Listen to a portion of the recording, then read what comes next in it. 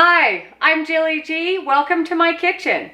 Today I'm going to show you how to make gluten-free chocolate whoopie pies.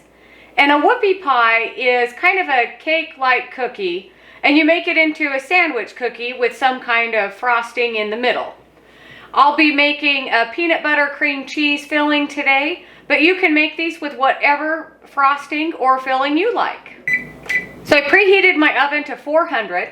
I have 2 parchment lined cookie sheets, and then I've got 2 cups of my gluten-free flour, and then this is 3/4 of a cup of cocoa powder.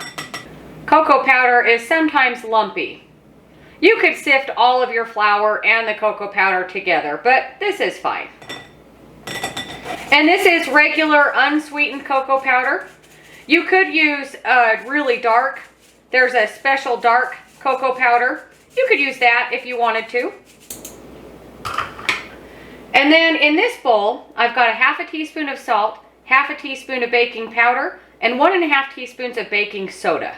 All in there. Made a mess of my cocoa powder. And then just whisk this together. So once you've got the dry ingredients all mixed together, we'll just set that aside. And then my butter, I've had everything sitting out so it's room temperature, but my butter is just like it's out of the fridge.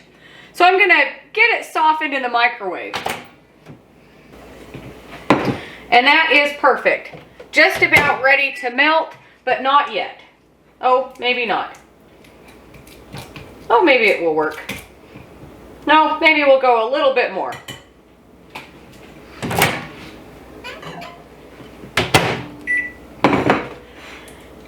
There we go. And I think peanut butter and chocolate are always a really delicious combination together.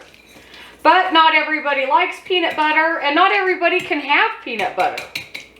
So you can really make whatever filling you like. Your favorite buttercream, your favorite cream cheese frosting. You could even just do a chocolate filling. Then you'd have a double chocolate whoopie pie. Chocolate cookie and a chocolate filling. So once your butter is all mixed around like this, I've got a 1/3 cup of honey. As always, I'll put the equivalents to sugar in the description box with the recipe. And then just mix this together till it's really combined.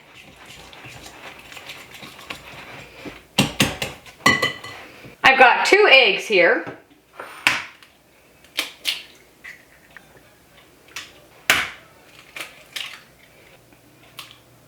I've got 1 teaspoon of vanilla, and then just mix this together till it's really combined. You don't want really big chunks of butter. One thing nice about a stand mixer or a hand mixer is you really create a lot of volume and air into your butter. But it works just as good like this. Once you've got this all mixed together, it kind of looks a little bit chunky and separated. Kind of looks like yellow cottage cheese.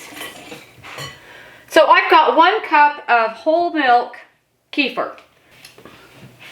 It's a cultured yogurt beverage.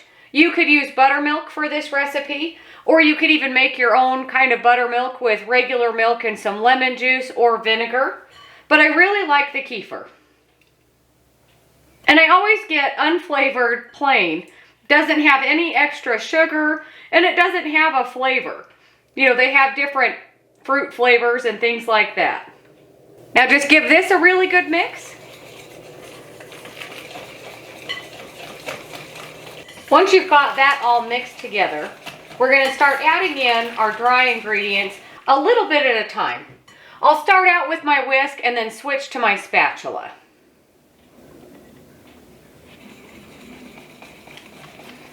You could dump it all in at once, but I like to get it started and then switch to my spatula.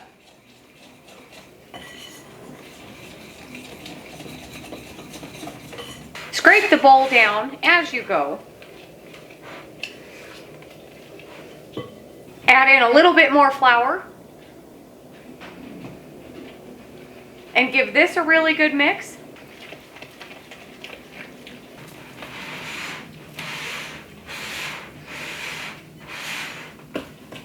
And now the last of my flour and other dry ingredients. And give this a really good mix. You don't want any dry pockets of flour or cocoa powder or anything like that.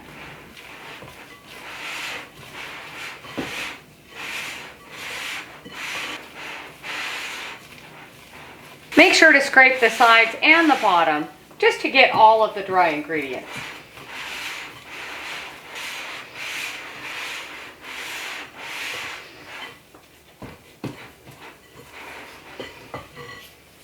And you can see that it's the texture and consistency of a cross. Ooh, my oven is ready. But you can see it looks like a really thick cake batter, but not as thick and dense as a cookie dough, which is exactly what these are. They're kind of a cross between a cookie and a cake. So bring over a cookie sheet. If you have a cookie scoop, use that, and you can make these as big or as small as you want to. If you watched my pumpkin whoopie pie video, I do use a cookie scoop in that video, just to make them a little bit smaller. But these cookies, I like to make them a little bit bigger.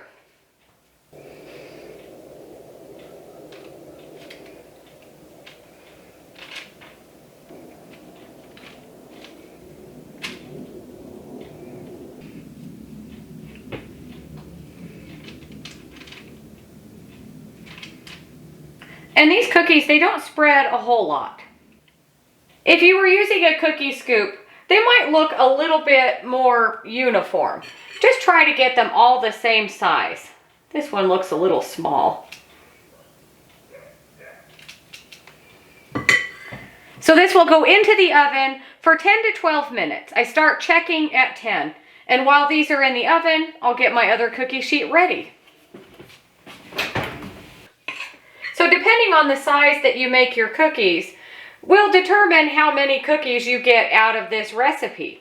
This recipe is easily doubled, and for that matter, if you're making these cookies into sandwich cookies, try to make sure you've got the same amount so they each have a top and a bottom.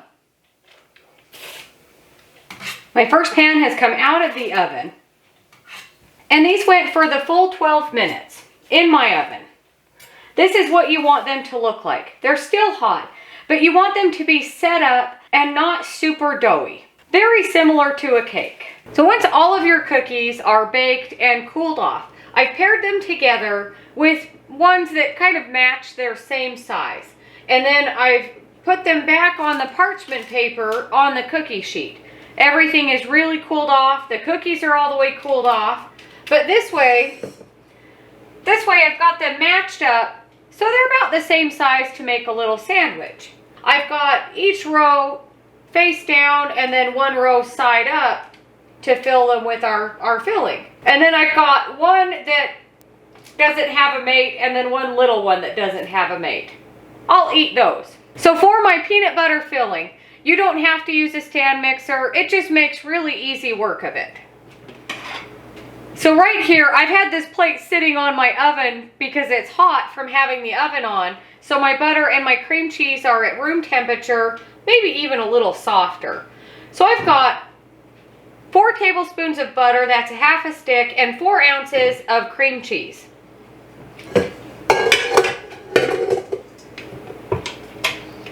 And then we want to beat these together until they're light and fluffy. I am going to scrape the bowl down just to make sure everything's all getting mixed in. My spatula has peanut butter on it, so I'm already getting peanut butter in here.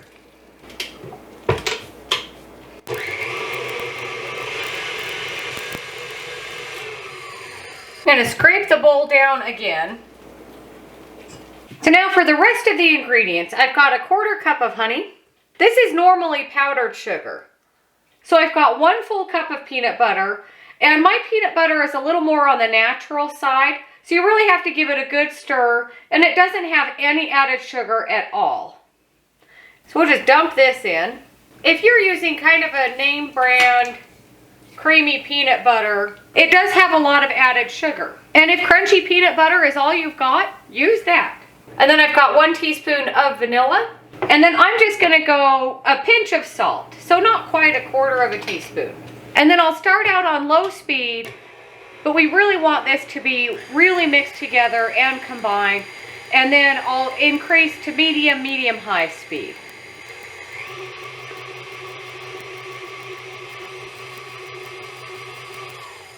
Same as before, you really want to scrape the bowl down. Make sure everything is getting mixed in. And of course, I always scrape off the paddle. You don't want a big chunk of cream cheese or butter at the top of your paddle that doesn't get mixed into your filling.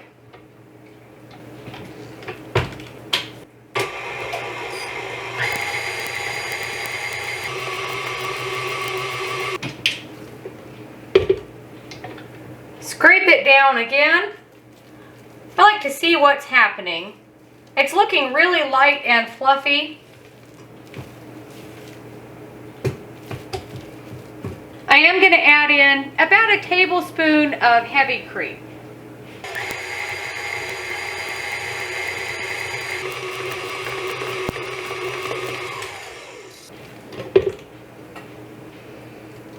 Scrape everything off again. If you don't like the combination of cream cheese and peanut butter, then you could just use all butter instead of the cream cheese. But I really like how the cream cheese and the butter combined with the peanut butter, it really makes for such a nice filling. Sometimes peanut butter can be a little overpowering and really heavy. So my peanut butter is more natural. Again, if you are using a commercial brand that has a really smooth, creamy texture, then your filling would be a little bit more creamy. But I think mine is looking really good. It's really soft and smooth, and it's not really dense and sticky like a peanut butter. And this is about the right amount of filling, depending on how much filling you put in your cookies. And then also, it depends too, how many cookies you made. But don't worry if you have extra filling.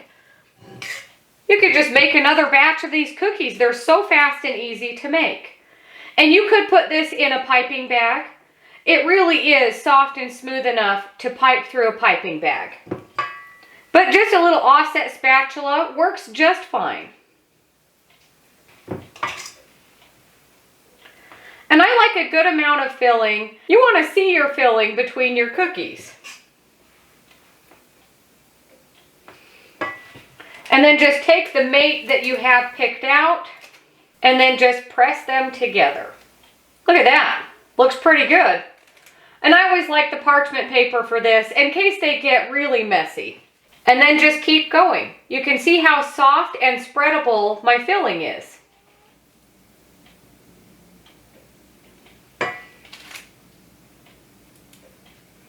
And then just lightly press them together.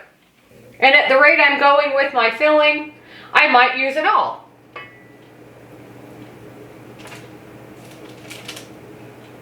You might be thinking to yourself, that's a really big cookie with a lot of filling. But think about if you have a piece of cake and it's a 3-layer cake. That's a lot of cake. These are about the same size as a piece of cake. And for that matter, this peanut butter filling would go really good as a filling for a layer cake. And if you wanted to try that, I actually have a 3-layer chocolate cake here on my channel. So this peanut butter filling would be delicious in there. Or even just a vanilla cake. And for all of that, I've got 1 big spoonful of filling left. If I had done a better job at making these the same size, I could have maybe gotten 4 little small ones. But there we go, peanut butter filling left over for something else. So I'm going to try my little cookie here. But let's show you what it looks like on the inside. Hopefully you can see that. It's a really soft cake-like cookie.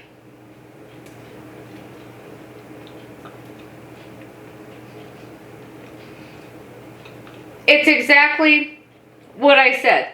It's a cross between a cake, almost a brownie-like texture, but really delicious and really chocolatey.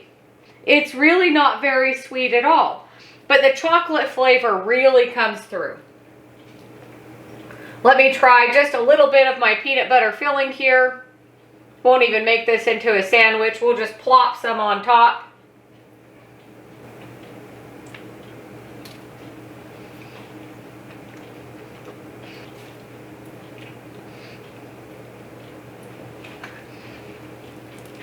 Let me try it again just to make sure.